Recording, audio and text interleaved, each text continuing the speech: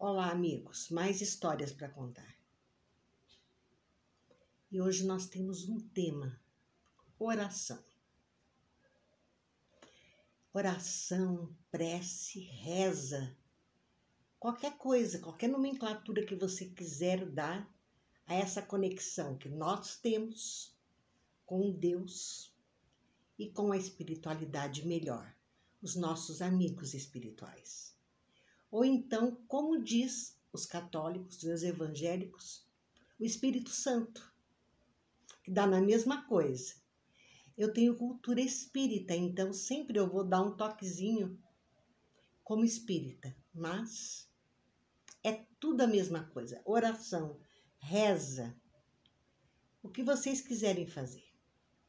Até tem uma coisa muito interessante para contar.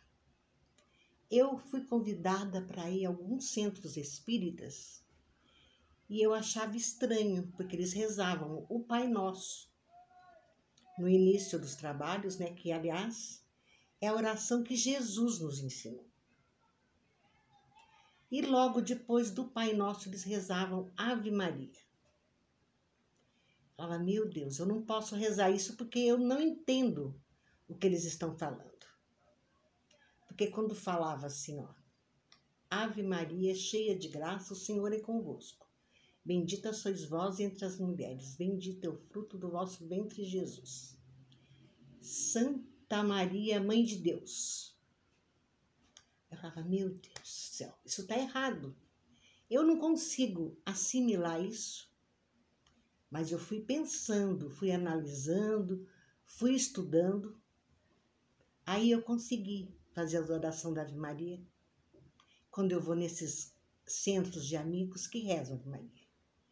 Porque é Maria, Mãe de Deus. Quer dizer, Maria escolhida por Deus para ser a mãe de Jesus. Ela não é a mãe de Deus, ela foi escolhida por Deus. Aí eu consegui entender e consegui fazer as orações da Ave Maria nos lugares que eu vou. Porque a oração você tem que entender que é a tua conexão com o plano espiritual, com Deus, com os amigos espirituais, com os santos, com quem vocês quiserem, mas é o plano superior. Então é a nossa conexão que nós fazemos.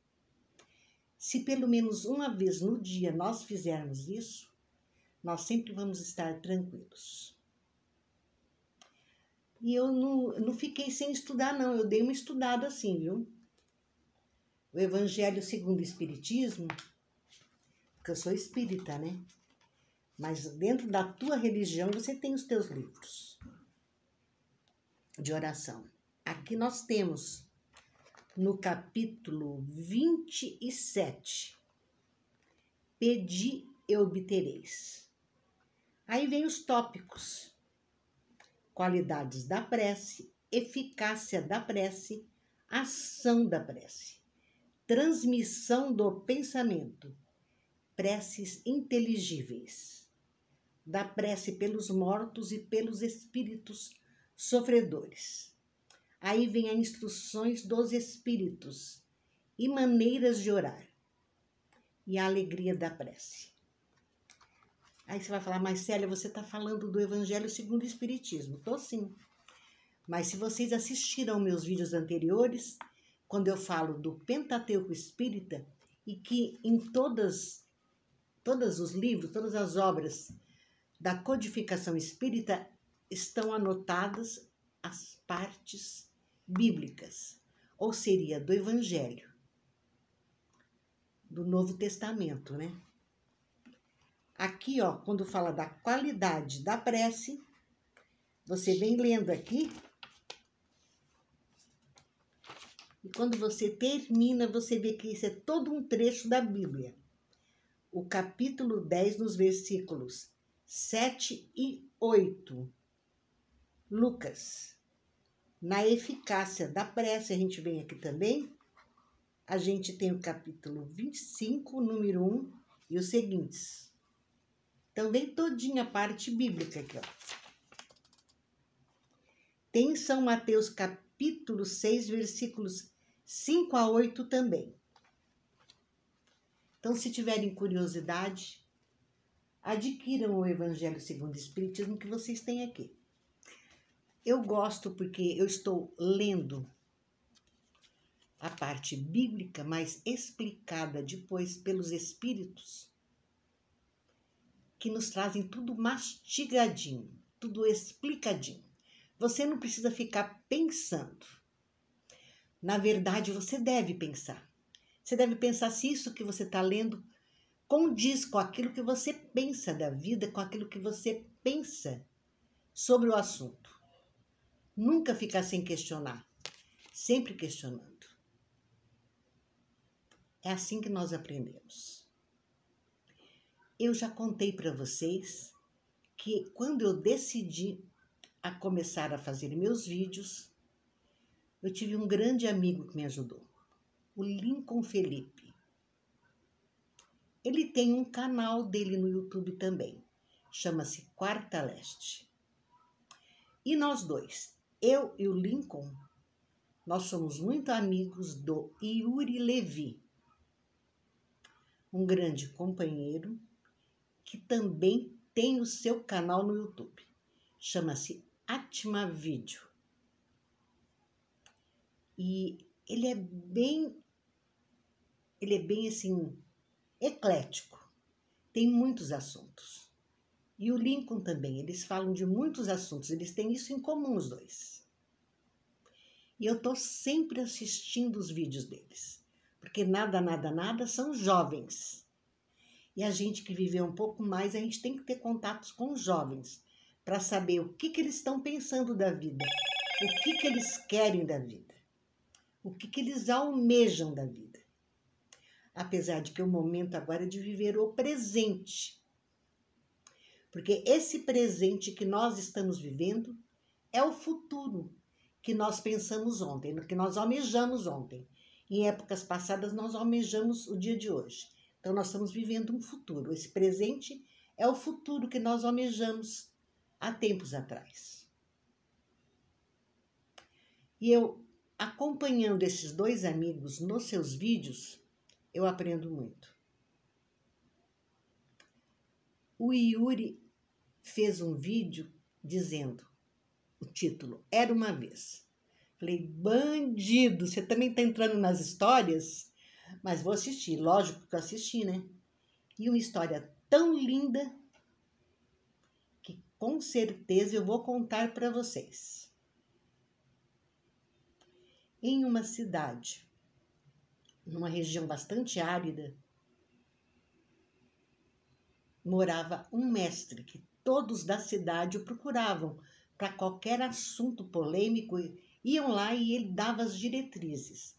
Ele explicava que caminho seguir, que caminho tomar para terem sucesso naquilo que queriam fazer.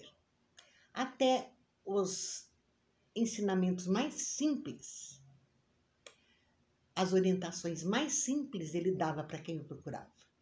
E um detalhe, diz que quando a pessoa chegava que queria conversar com ele já estava no portão chamando a pessoa pelo nome.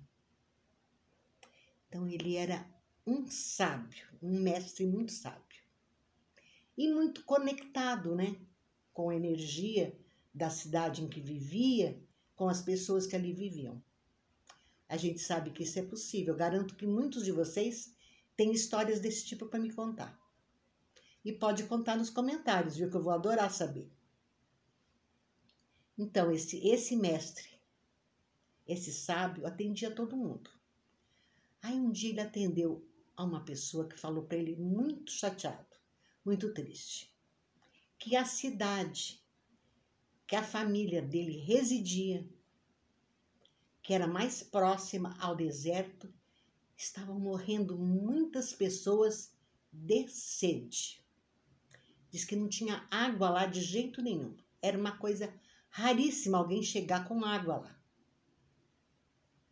E a gente imagina, nós já presenciamos dentro do nosso Brasil essa situação.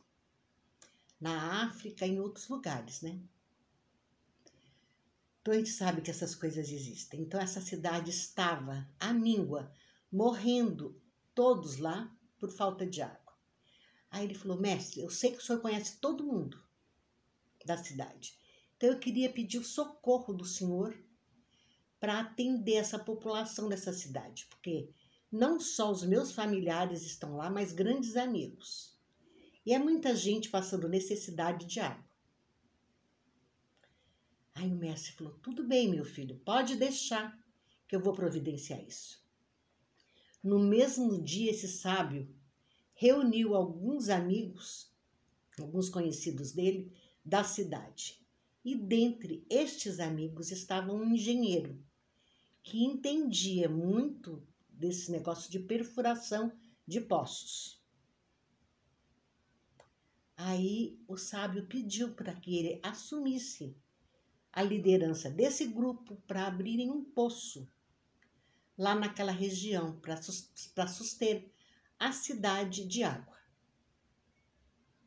E assim foi feito. Fizeram várias reuniões, até o dia que eles resolveram que tinham que ir para lá para cavar o poço, que já estavam com toda a estrutura de material para cavar o poço. E o mestre foi junto com eles. Chegando lá no local próximo da cidade, aí o engenheiro falou: acho bom parar por aqui, né, mestre? Ele: sim, meu filho, podemos parar. Posso furar o poço aqui?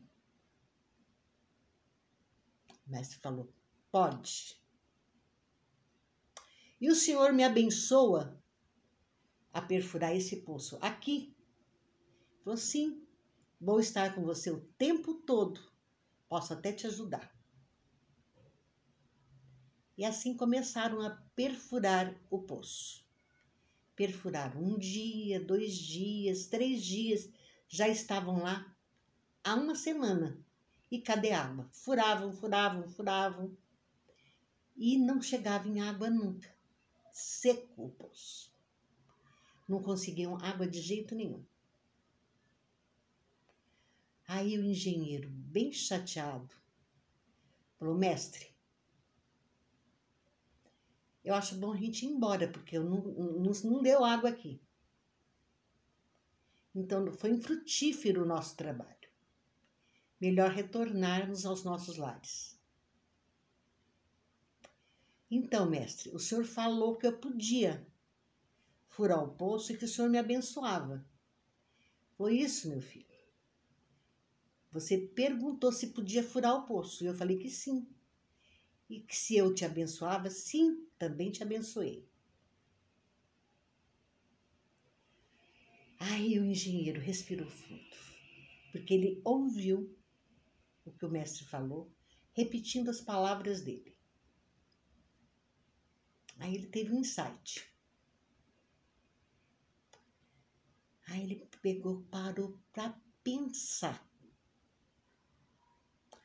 Nós somos racionais. Essa massa encefálica aqui não foi feita para a gente ter cabelo, cabeça, que nada. Essa massa encefálica que nós temos aqui dentro é para ser usada. Então, nisso dele pensar, ele virou para o mestre e falou assim: mestre, o senhor pode me dizer aonde eu posso furar? Ele falou: agora sim, meu filho, você está fazendo a pergunta certa. Pode furar aqui.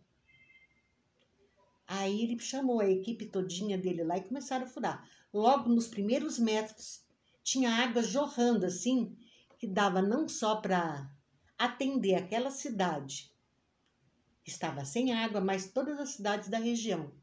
Tão rico era de água o poço.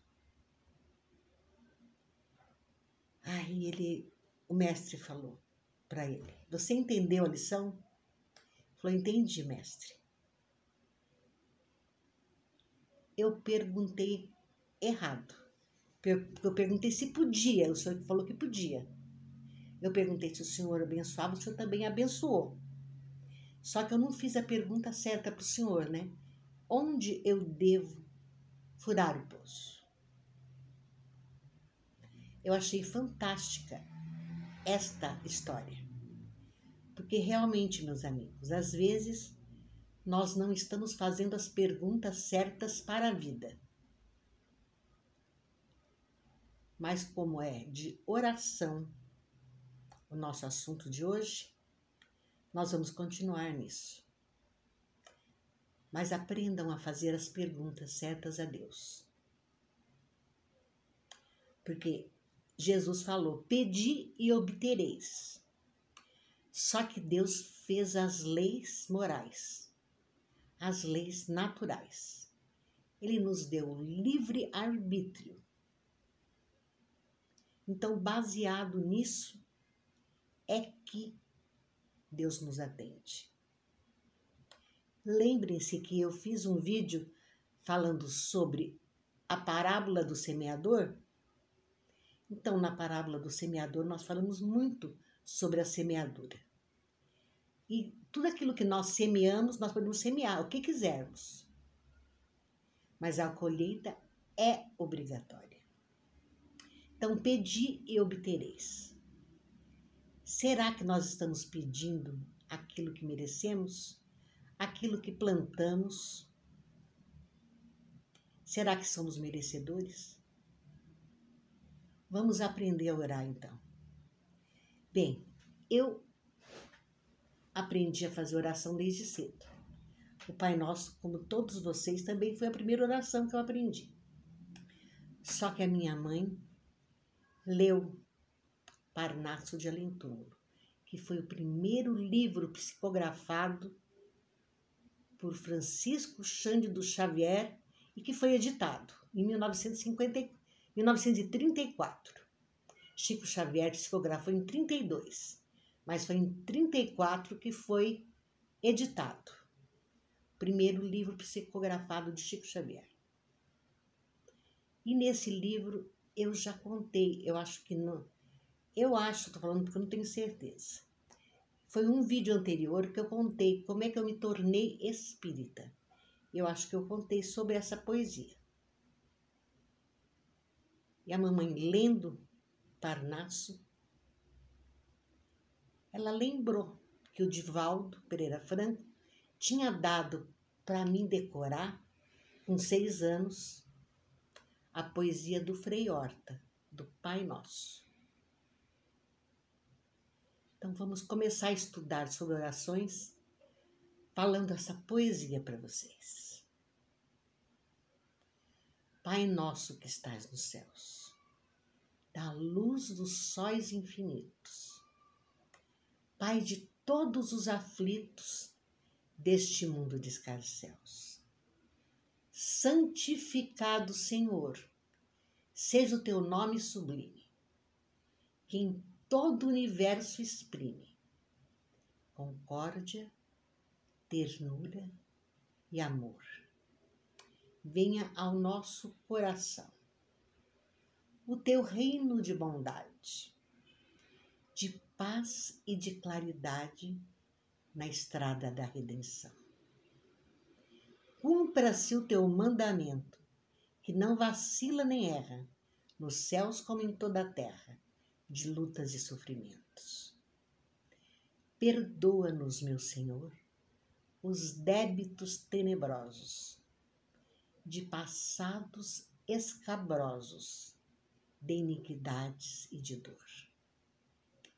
Auxilia-nos também, nos sentimentos cristãos, a amar nossos irmãos, que vivem longe do bem.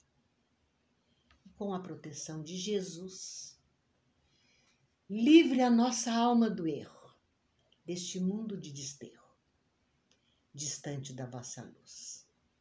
E que a nossa ideal igreja seja o altar da caridade, onde se faça a tua vontade, que é o amor, assim seja. Eu decorei essa poesia com 6 anos de idade. E desde lá estou declamando até hoje essa poesia. Porque para mim ela é maravilhosa. A mamãe, ela era muito atenciosa conosco, comigo e meus irmãos, nos ensinando a decorar poesias. No meu caso, ela se animou a me ensinar a declamar poesias para que eu saísse da gagueira. Eu era gaga. E o pediatra falou, o pediatra Dr. Issaldi Rara, em Londrina. Ele era espírita. E ele, eu acho que teve uma inspiração na hora e falou: Clarice, ensina a Celinha a decorar poesia. Porque ela falando a poesia, ela vai aprender a falar sem gaguejar. Então, a mamãe estava sempre mandando a gente aprender a decorar poesias. Eu, meu irmão, principalmente. E a Cecília. Nós somos 2 anos de diferença um do outro. Eu sou a mais velha. E certa feita, na evangelização espírita, foi programada uma festa para o Dia dos Pais. E meu irmão tinha que declamar uma poesia no Dia dos Pais. E ele ficava com aquele papelzinho dele escrito a poesia, para tudo quanto era lugar. Papelzinho dobradinho, amassadinho, toda hora lendo para pegar e decorar a poesia. Aí a mamãe chegava da escola, que ela dava aula, né? Ia tomar a poesia dele, eu sentava do lado. Aí a mamãe começava com ele e vai falar poesia, vai falar poesia, vai falar poesia. Tanto falou que eu decorei. Aí no dia da apresentação, no Centro Espírita Nosso Lar, em Londrina, ele todo bonitinho, com os seus 6 aninhos, de bermudinha de linho branca, camisa de hominho, subiu no palco para falar a poesia. E obviamente que a mamãe, eu, estavam todos ali esperando para ouvir, né? E todos os amigos, porque todos dentro do centro se conheciam, todos uns conheciam os outros. Todos sabiam quem era quem. Aí ele começou a falar a poesia. Só que a certa altura do campeonato ele viu que ele não ia lembrar. Ele simplesmente enfiou a mão no bolso da bermudinha, tirou o papel, desembrulhou o papel e continuou falando a poesia. O seu Genésio Cursino estava no fundo do salão. A gente só ouvia a gargalhada dele, porque, nossa, ele se divertiu muito com o Osmarzinho, porque ele não teve dúvidas. Esqueceu, pegou o papel e começou a ler. Quer dizer, o espírito dele estava atento, que ele não sabia de cor. E é uma poesia que eu vou falar agora para vocês. Eu lembro sim dela. E ela é linda. E o meu irmão não conseguiu decorar inteira, mas eu de tanto ouvir ele estudar a poesia, aprendi. Era para o Dia dos Pais. Então diz assim a poesia. Papaizinho, onde está Deus? Onde está Deus, papaizinho, que meu olhar nunca vê? Porque apenas o adivinho no céu, nas fontes, nos ninhos, no céu, na terra, por quê? Porque não tenho aventura de nele os olhos fitar, como as nuvens nas alturas, como o campo, o mar. Tão feliz eu seria, contemplando os olhos seus. Dá-me infinita alegria de vê-lo ao menos um dia. Papaizinho, onde está Deus?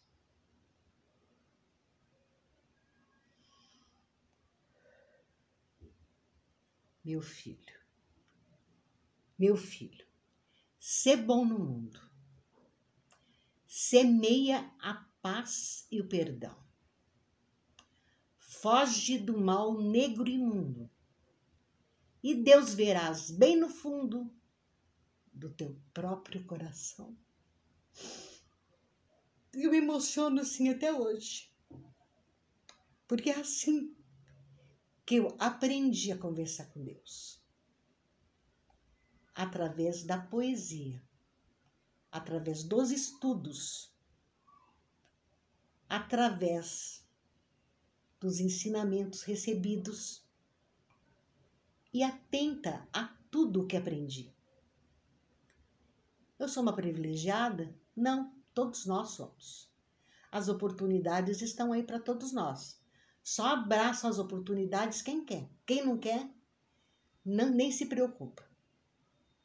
Eu sei que tem outras pessoas que foram educadas como eu, mas que não desenvolveram essa aptidão.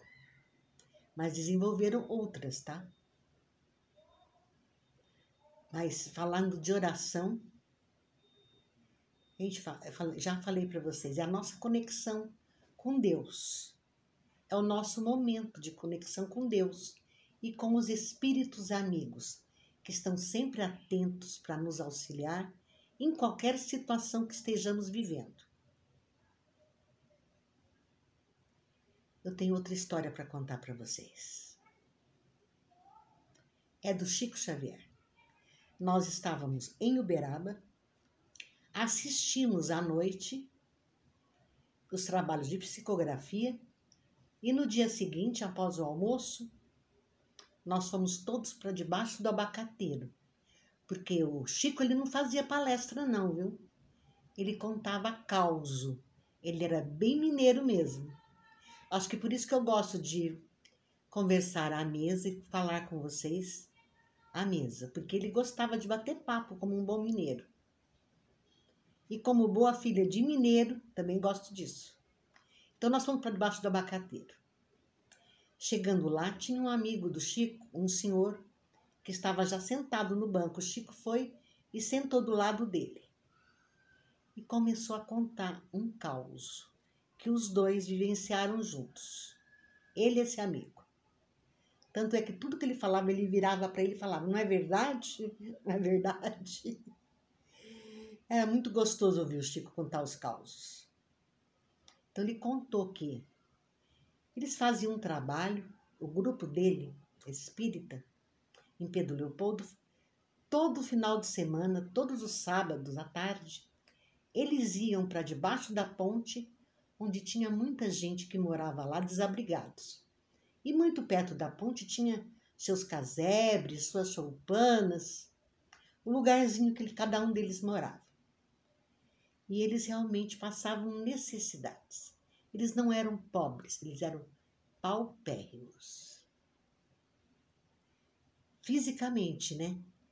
De trabalho, de dinheiro, de dar condições de educação para os filhos e de dar principalmente o alimento. E o Chico tinha consciência de que para você falar de Jesus com as pessoas, primeiro você devia alimentar o corpo físico. Porque o corpo físico, sem estar alimentado, não consegue ouvir as mensagens de Jesus. Então, ele ia todo final de semana lá para distribuir alimentos. Aí o Chico chegou com os amigos lá, né? Que era naquele lugar que todos os amigos que sabiam desse trabalho dele deixavam os alimentos, o arroz, o feijão, a batata, o que tivesse sobrando nas suas casas, nas suas fazendas, eles levavam para lá, para o Chico distribuir. Aí o Chico chegou. Naquele final de semana não tinha nada. Estava zerada a despensa. Não tinha nada para eles darem. Aí o Chico falou, escuta, meus irmãos, vamos encher essas tinas de água e vamos fluidificar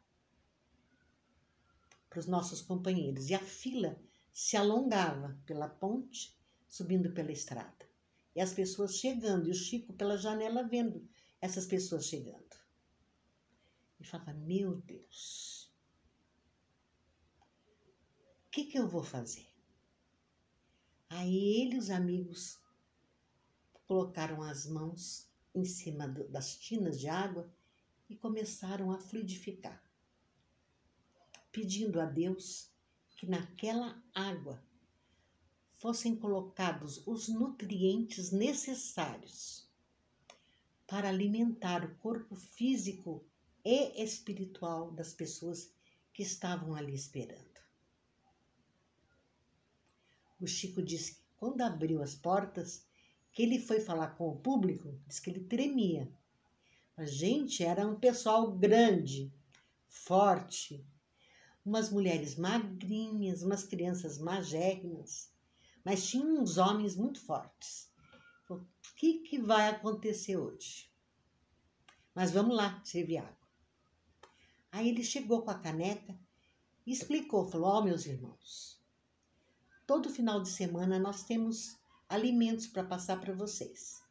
Só que hoje não tenho nada, mas de todo o meu coração e dos meus companheiros, nós fizemos as nossas orações sobre a água dessas terrinas aqui, desses potes, dessas tinas, nós fizemos a nossa oração. Então, cada um pegue a caneca, encha de água e tome a água. Ela vai ter tudo o que vocês precisam, porque eu pedi a Deus que colocasse nessa água o alimento necessário para cada um de vocês. E o Chico fala, meu Deus, será que eles estão absorvendo a minha ideia? Será que eles estão entendendo o que eu estou falando? E ele olhava para a cara das pessoas, as pessoas olhavam meio ressabiada para eles, falando assim, esse homem deve estar meio louco. Nisso, um caminhão desce a estrada e para do lado deles. Atravessou a ponte e parou do lado deles. Aí o caminhoneiro desce do caminhão e fala, quem que é o Chico Xavier? Aí o Chico, sou eu, meu irmão. Aí ele falou assim, o senhor tem a identidade para comprovar que o senhor é o Chico Xavier? Aí disse que ele procurava nos bolsos, espírita não carrega, como é que fala? Documentos quando sai para fazer caridade, né? Bem, pelo menos naquela época, cidade pequena, né? Todo mundo conhecia todo mundo. Aí o Chico pegou, contando isso para nós, enfiou a mão no bolso da camisa, tirou a identidade e mostrou pra gente. Olha aqui, ó. Nunca mais saí sem identidade de casa. E colocou de novo.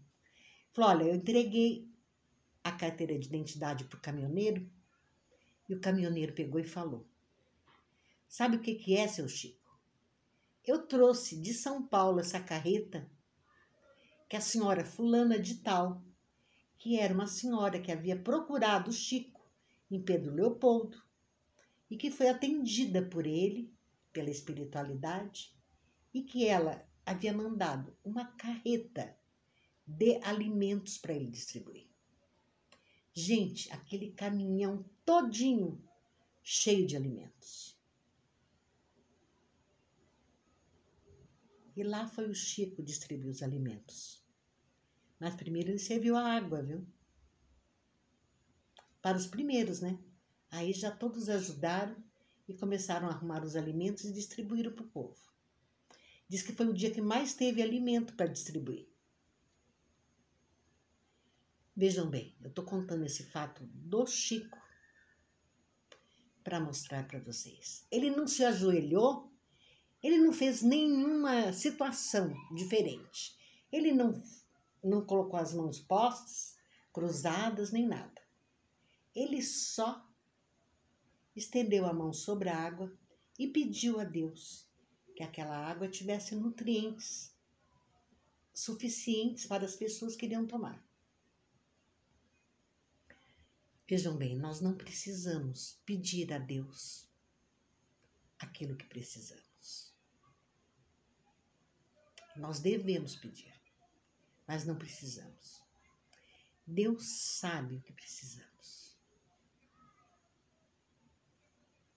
Fica meio estranho eu falar isso para vocês, mas não fica não, viu? Se vocês retrocederem a memória a tempos idos em que vocês não faziam oração nenhuma, vocês vão ver que tudo que era devido na tua vida aconteceu.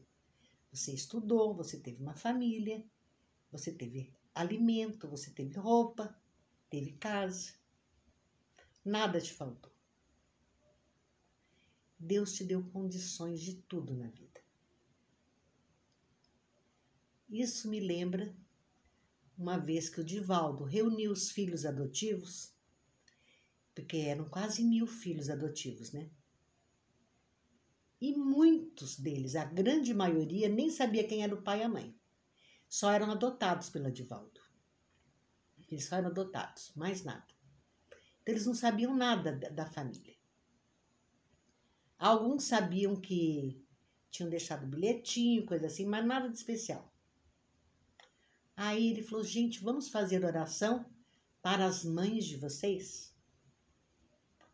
Aí um dos rapazes, um dos meninos criados por ele, já estava rapazinho. Ele falou, eu não vou fazer oração para minha mãe.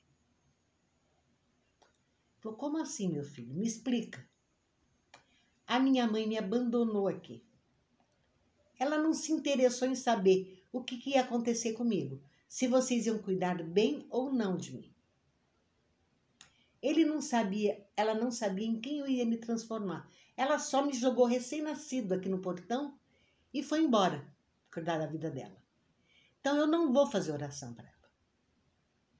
O Divaldo falou, vai sim, meu filho, vai. Ele falou, então você me dá um motivo. Aí o Divaldo falou, vou te dar o maior motivo do mundo para você fazer a tua oração para ela. Pensa que ela não te abortou, porque ela podia ter te abortado e não te dado a chance de viver essa existência. Então, só por isso, meu filho, você acha pouco? A vida. Só por isso você vai fazer oração para ela, porque você vai agradecer a ela pela vida que ela deu a você, pela oportunidade de viver, pela oportunidade de aprender, pela oportunidade de ser feliz.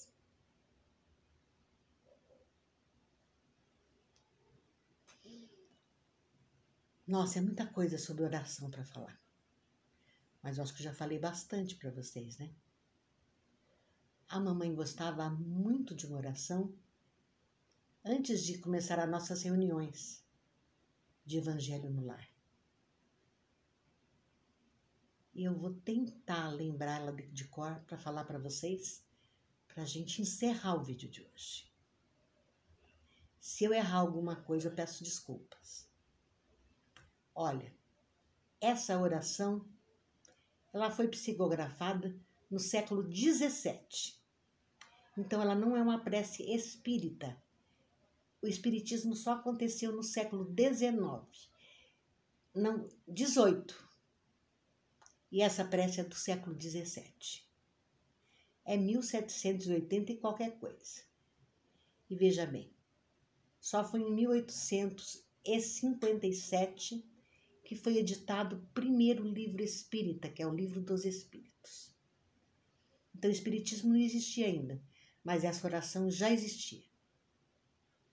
E a mamãe gostava muito.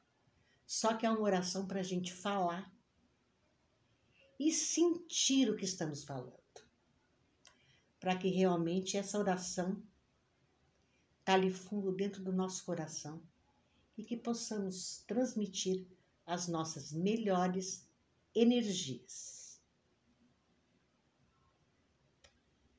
Muitos de vocês sabem essa oração. Por isso que eu estou falando, se eu errar alguma coisa, vocês me perdoem. Porque eu decoro muita coisa. Às vezes eu decoro tantas coisas que eu misturo umas com as outras. Mas ela diz o seguinte: Deus nosso Pai, que sois todo poder e bondade, dai força àquele que passa pela provação. Dai luz àquele que procura a verdade. Ponde no coração do homem a compaixão e a caridade. Pai, dai ao culpado o arrependimento, ao espírito a verdade, à criança o guia, ao órfão o pai. Senhor, dai ao viajor a estrela guia, ao aflito a consolação, ao doente o repouso. Que a vossa bondade se estenda sobre tudo que criastes. Piedade, Senhor, para aqueles que não vos conhecem. Esperança para aquele que sofre. Que a vossa bondade permita que espíritos consoladores derramem por toda parte a paz, a esperança e a fé. Deus, um raio, uma faísca do vosso amor pode abrasar a terra. Deixai-nos beber nas fontes de vossa bondade, fecunda e infinita, e todas as lágrimas secarão, todas as dores se acalmarão.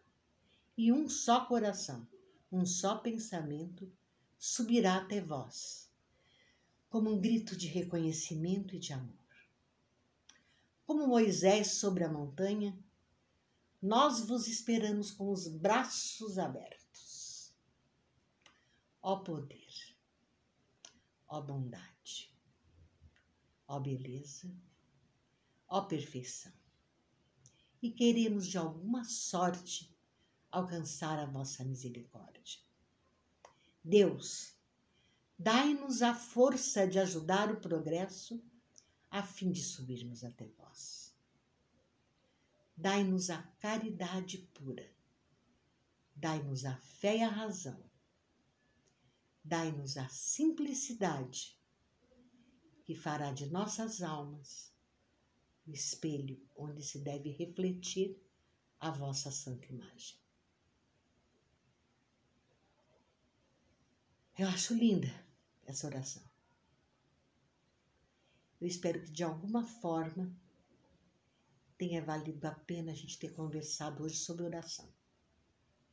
Mas muitos podem querer me perguntar, Célia, mas como eu me conecto com Deus? Como eu converso com Deus?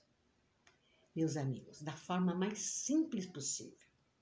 Assim como nós estamos conversando agora, que nem eu estou conversando com vocês.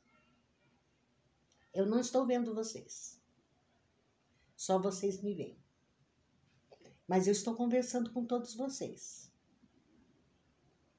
Estou passando para vocês aquilo que eu aprendi e que estou aprendendo ainda. Assim conversamos com Deus. Você pode não ver Ele, que nem eu não estou vendo vocês. Eu posso não ver Deus, mas eu sinto Ele. Eu sinto Ele quando eu acordo, que eu vejo que Ele me deu mais um dia de presente para eu viver e aprender um pouco mais. Eu vejo Deus quando eu vejo o sorriso do meu neto para mim.